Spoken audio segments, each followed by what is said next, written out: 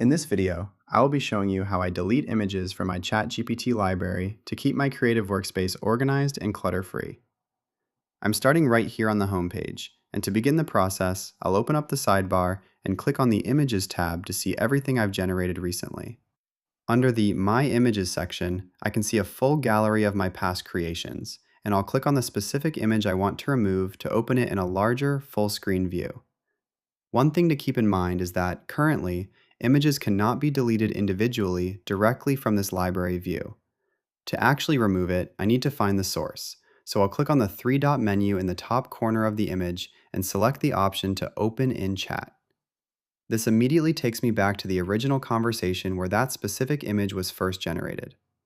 Once I'm in the correct thread, I'll look over at my sidebar on the left, find the name of that specific chat, and click the three-dot menu icon located right next to it.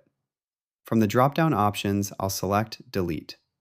A final confirmation box will appear to make sure I don't lose any important data, and I'll click the red Delete button to confirm the request. This action permanently removes both the entire conversation and the associated image from my library for good. It's a very thorough way for me to manage my storage and ensure that only my best work stays in my active gallery.